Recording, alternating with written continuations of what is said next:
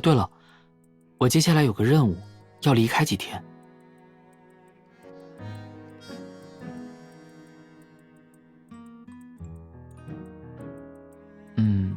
顺利的话，周六晚上行动就可以收尾，我就能回来见你了。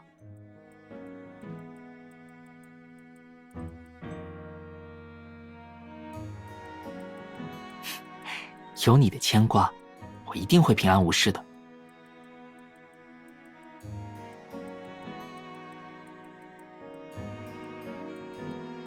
那我一定能以最快的速度回到你身边。好了，时间不早了，你赶紧上去吧，我在这儿看你上楼。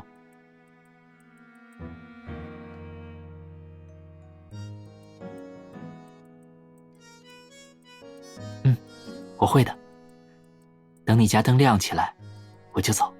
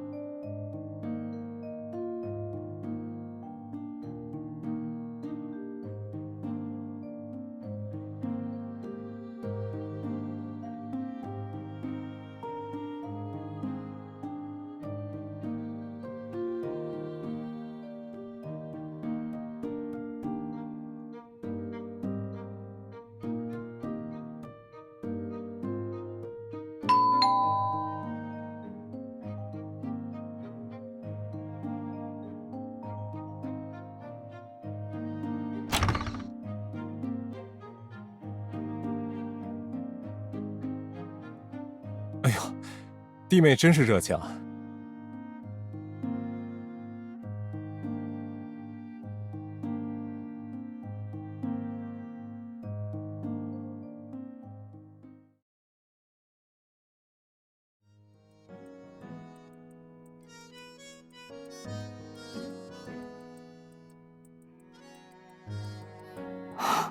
不要紧，只是一处小小的擦伤，睡一觉就能好一大半。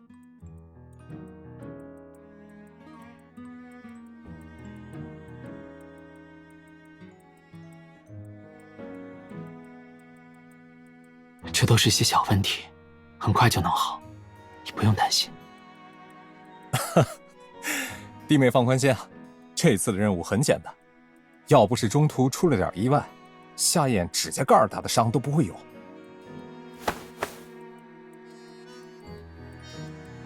还不是结束任务后，她不等伤好就着急见你，医生才给她包得这么夸张。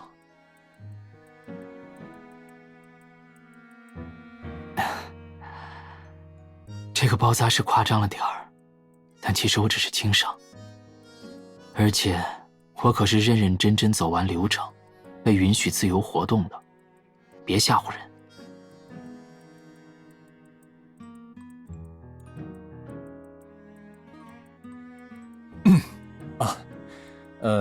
弟妹可能不知道，任务结束后啊，如有受伤，不管轻重，局里一般都建议我们伤好后再自由行动。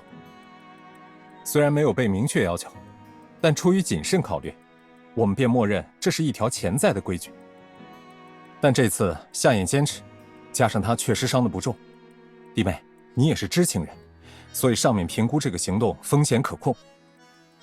但为了以防万一，我今晚会在楼下守着，有任何情况记得随时找我啊。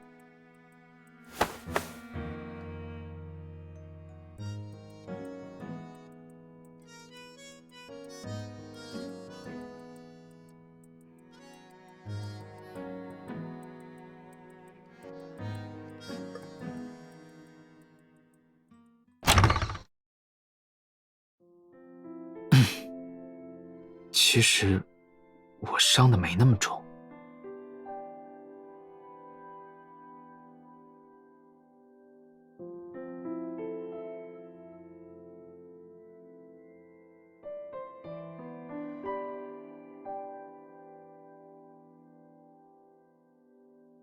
当然不是，这点小伤怎么可能？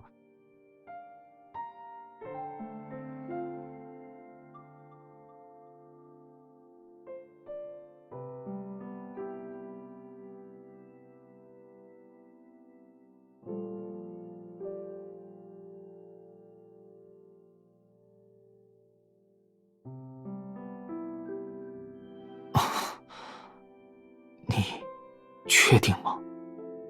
要不要再仔细感受一下？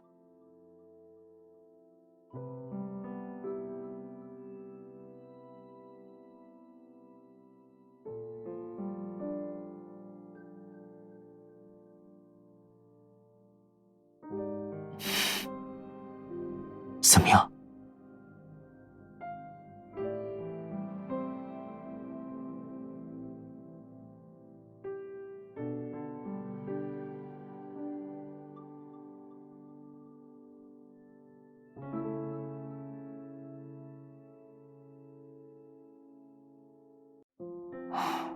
可能吧，刚执行完任务，剧烈运动之后身体发热很正常。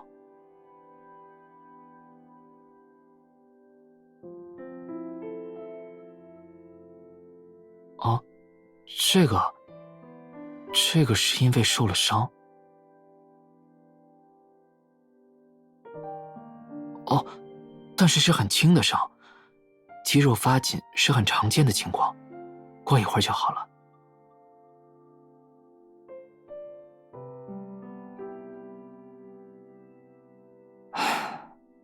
真的不疼。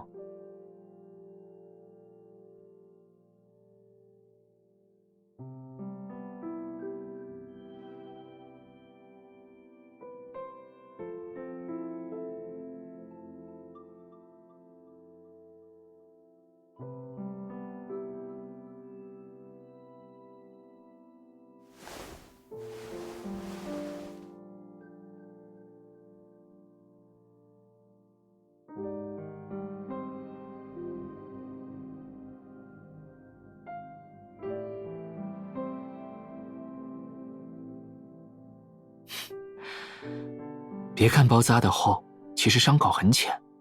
你看，连血迹都没有，是不是？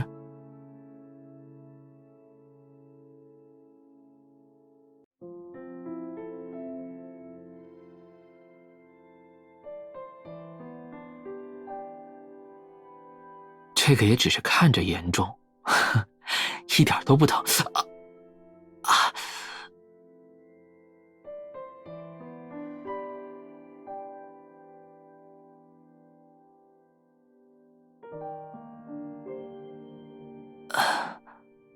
不，一点也不。你看好了吗？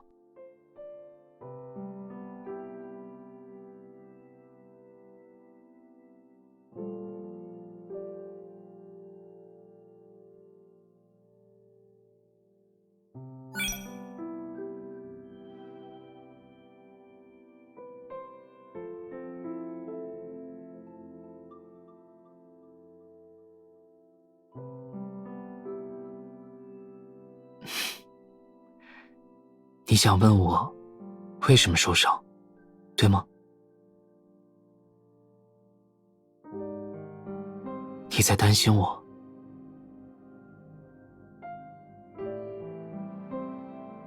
其实即使你不问，我也是要告诉你的。放心，我告诉你的事，是允许向民众披露的部分。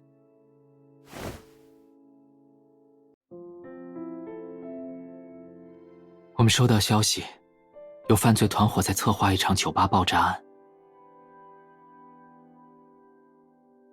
放心，这只是听起来凶险，实际上我们已经做好了万全的准备。我们提前获取到作案团伙详细的爆炸计划，并针对性地做了布置。局里派出了充足的人手，及时将现场控制起来。这种情况下，行动失败的可能性微乎其微。虽然酒吧环境复杂，但我们提前清场，又通过精准的探测获得了每颗炸弹的位置。整个行动有惊无险，而且犯案团伙手段青涩，一被发现就乱了手脚，抓捕过程也并不激烈。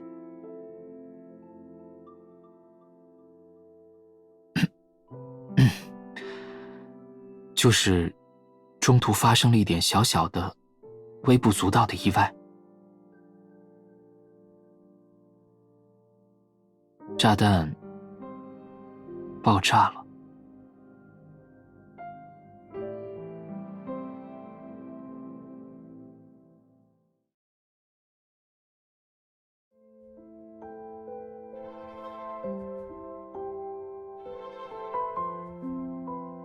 放心，当时我已经将最危险的炸弹拆除了，爆炸的是威力最小的那个。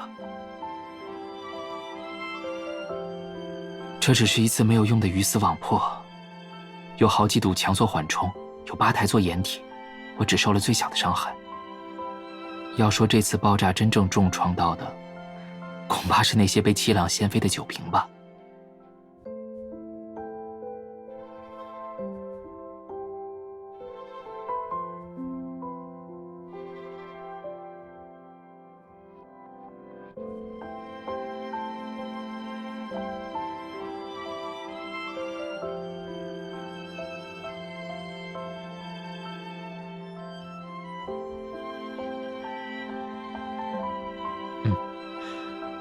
只是被少数玻璃碎片擦伤了而已。哎，躲得太急，撞到了吧台。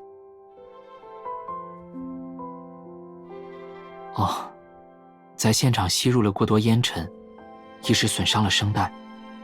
哦，你放心，这个恢复很快的。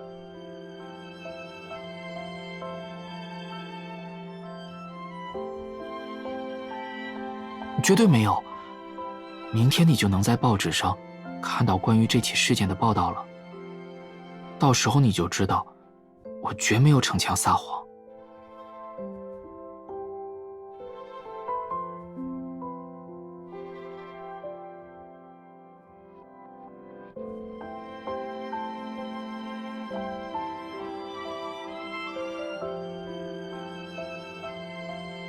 不过，你就不好奇，为什么我在爆炸中只受了轻伤？因为有你在远处守护着我呀。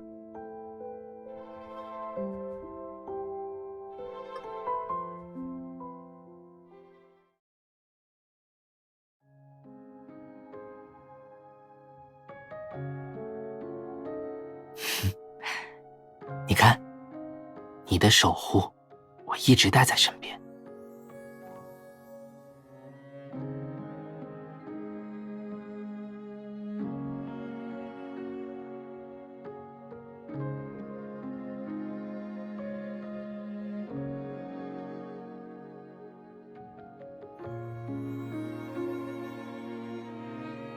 不是的，你的守护不是那么脆弱，也不止这么简单。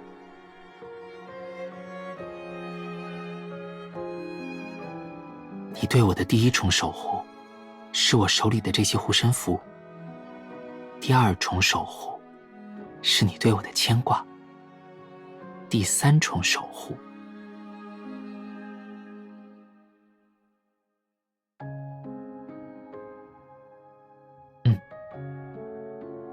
第3重，是我也记挂着你，我们互相牵挂，就会成为保护彼此的力量。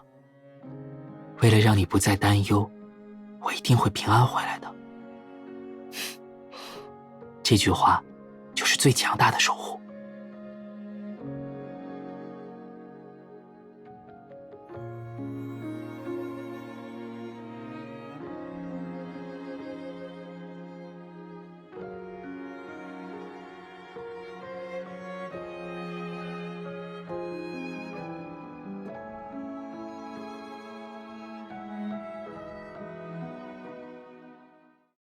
越痛越该贴，哪儿痛就贴哪儿，痛就要贴贴。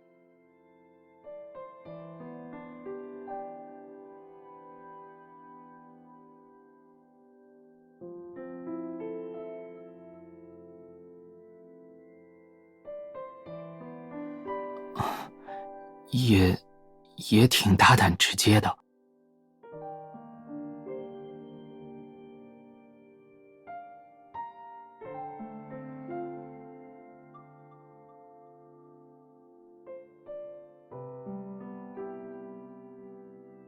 没事的，这种程度的伤根本不足挂齿。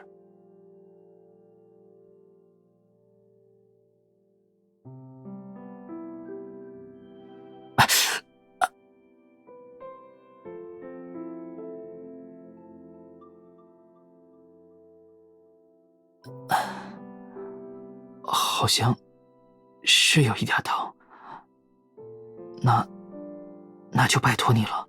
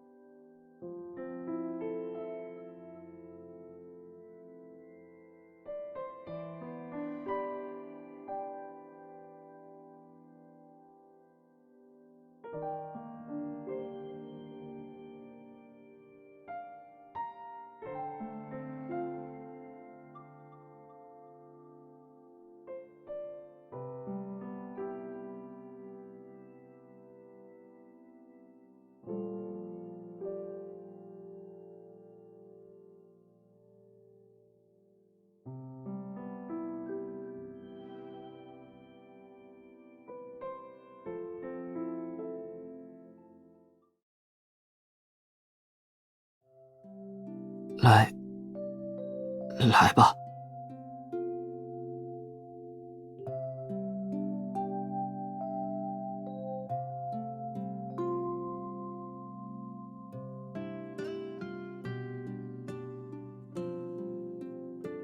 怎么了？被吓到了吗？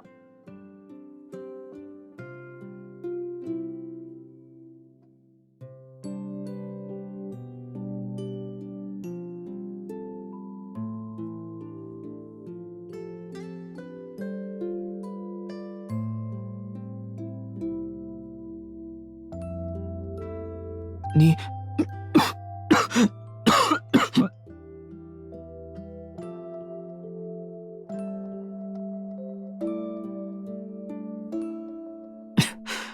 不用担心，没事的，我已经吃过药了，刚刚只是太突然了。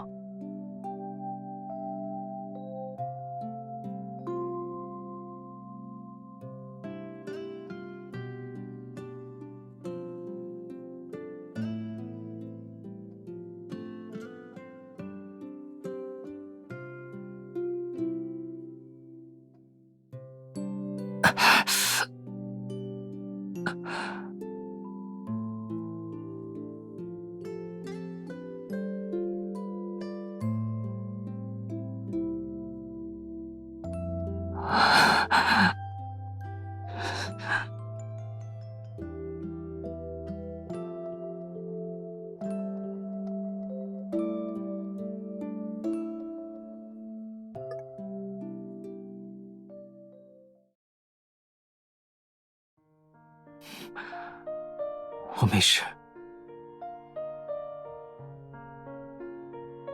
你继续吧。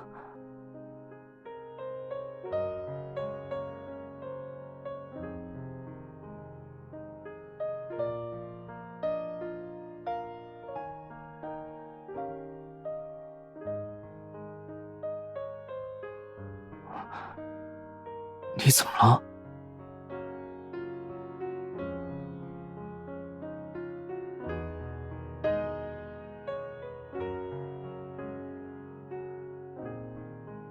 没有。你刚刚怎么了？是因为我吗？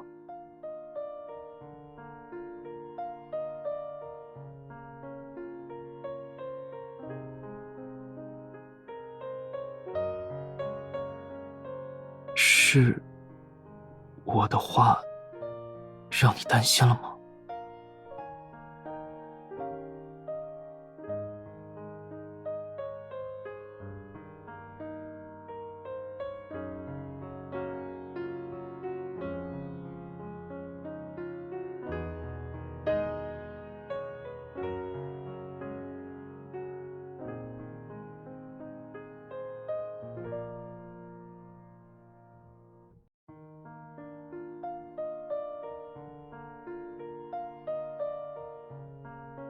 尽管我觉得你肯定明白，但我还是想再说一遍，我会一直在你身边，无论疾病还是痛苦，都不能把我打败。你信我？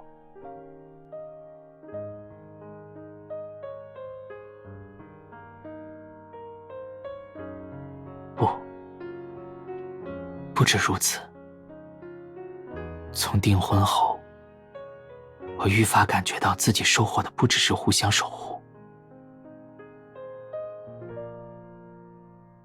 还有很多的我从前想象不到的变化。你很快就会知道了。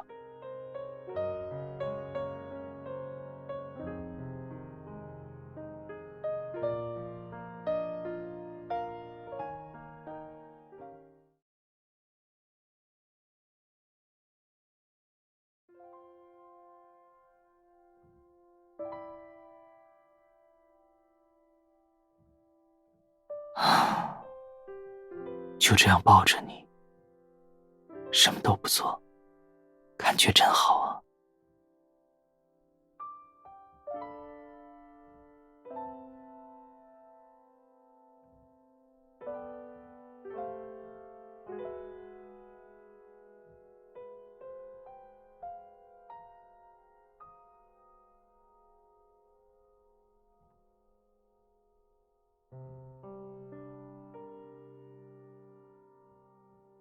您人生中最痛苦的经历就是治疗药物成瘾的经历，我可以这么说吗？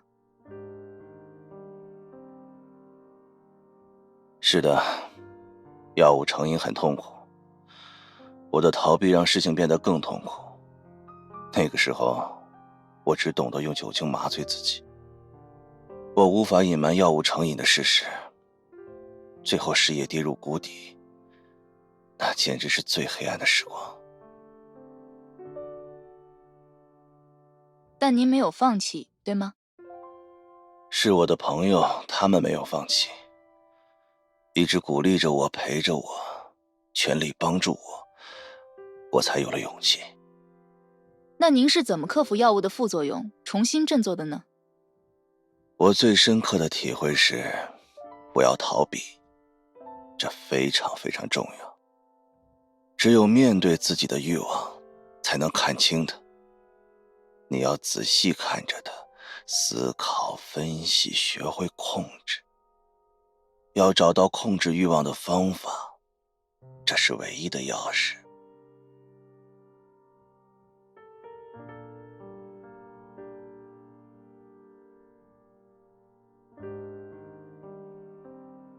那找到钥匙后，如何控制欲望呢？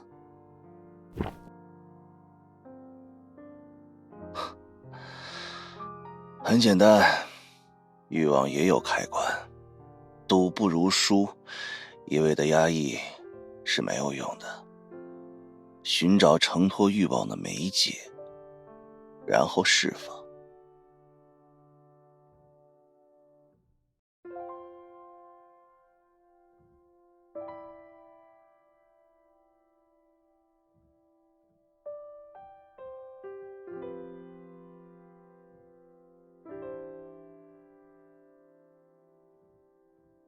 你真的想知道吗？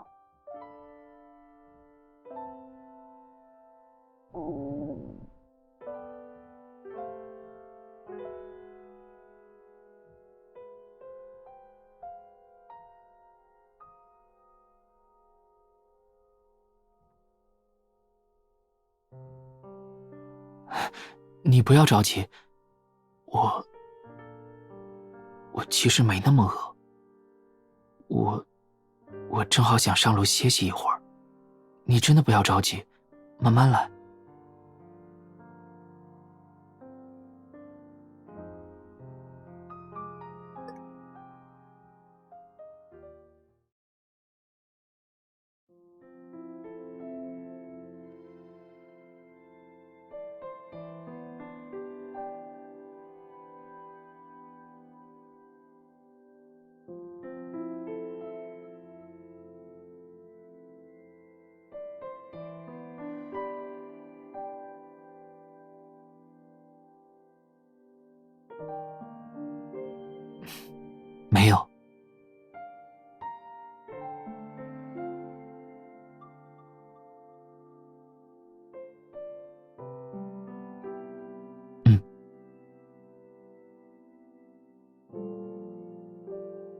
可以。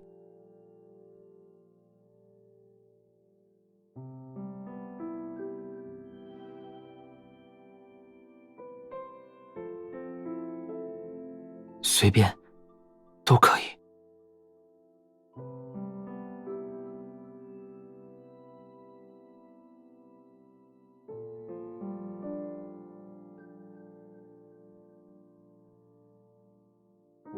啊！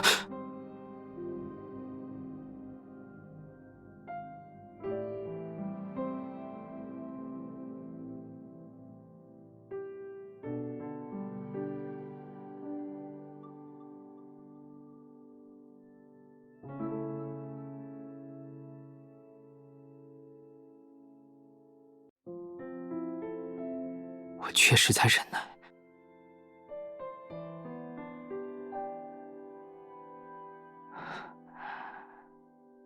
忍得很辛苦。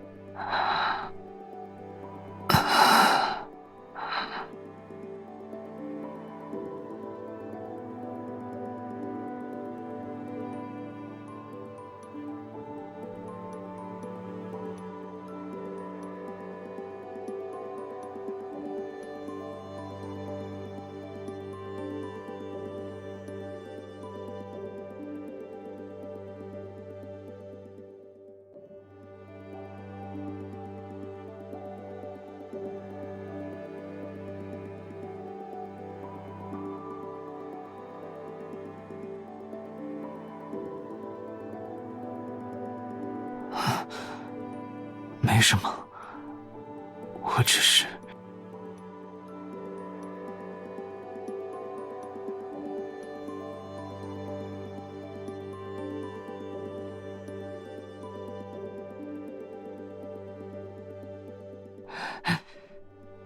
你还记得刚刚问我在压抑什么吗？其实，任务完成之后，我服用了国安部的一种用来治疗轻伤的药物。这种药物的副作用会让人感到放松，所以任务结束的时候，我便迫不及待地申请回到你身边。我以为我只要回来就足够了，但我没想到，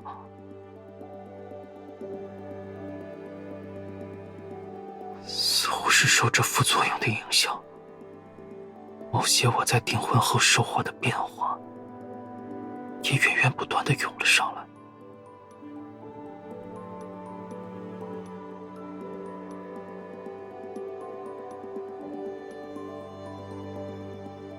是欲求。自从订婚以后，我发现越来越难以像以前一样压抑对你的欲求。我想靠近你，想触碰你，想和你每时每刻都待在一起。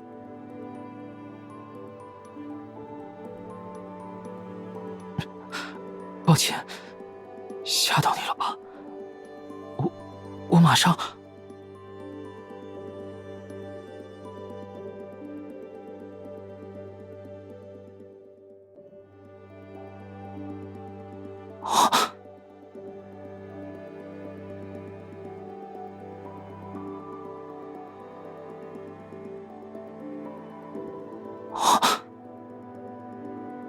那么，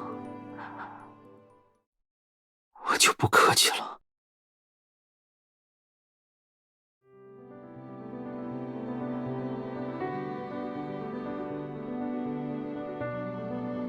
今晚，我一直在想，像这样靠近你，然后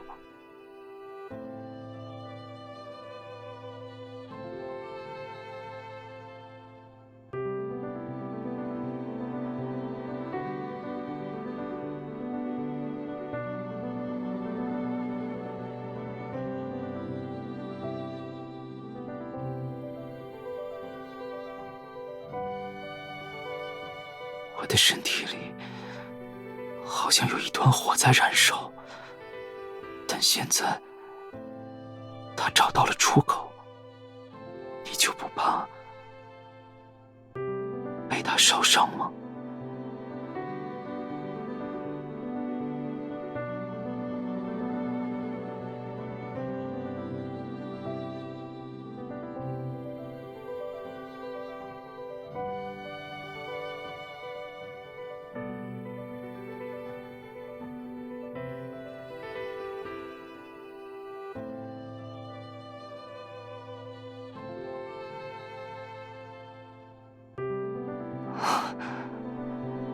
接下来才是开始。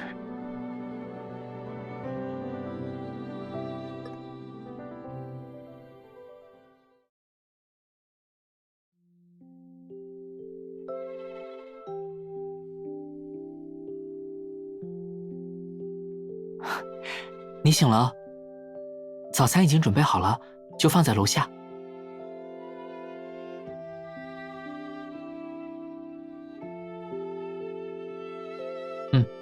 去送杨哥，顺带让他帮我换药。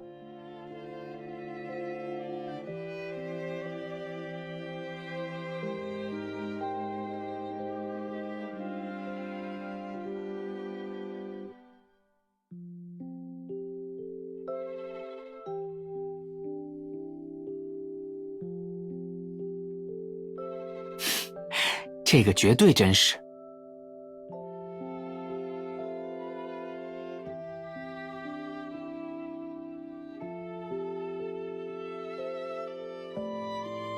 是啊，那个采访正是因为魏明市举办了维格的艺术展才安排的。这个嘛，当当，我已经买到票了。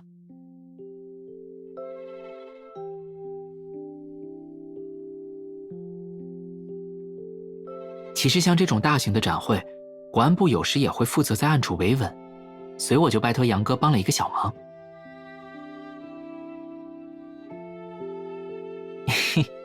放心好了，艺术展的安保工作有专门人员负责，你和我只是普通游客罢了。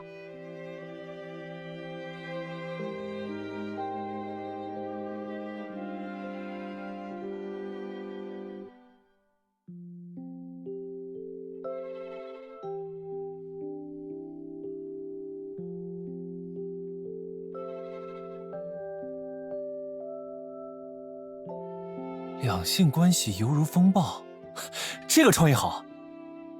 这不要靠近爱情，会变得不幸。你也是这么看的吗？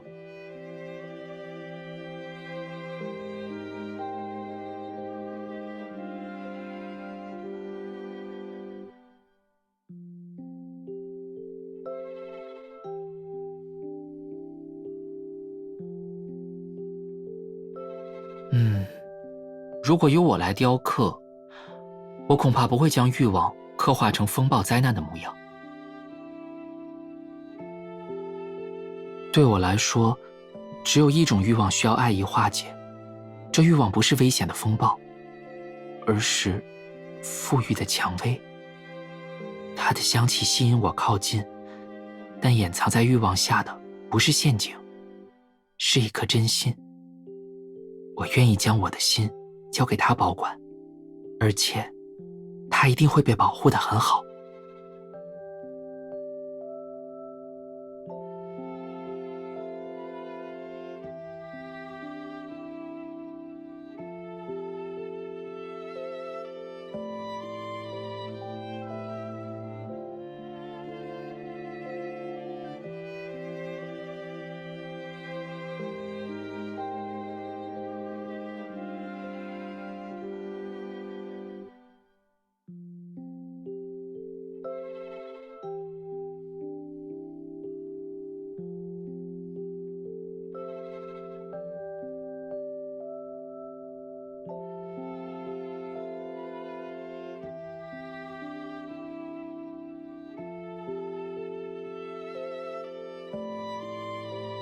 在看什么呢？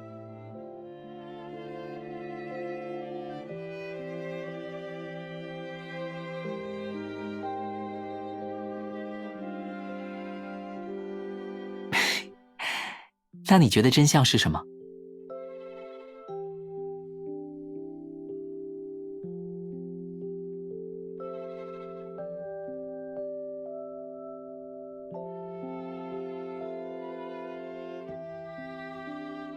我也会将你的这一份信任和安心牢牢地刻在心里。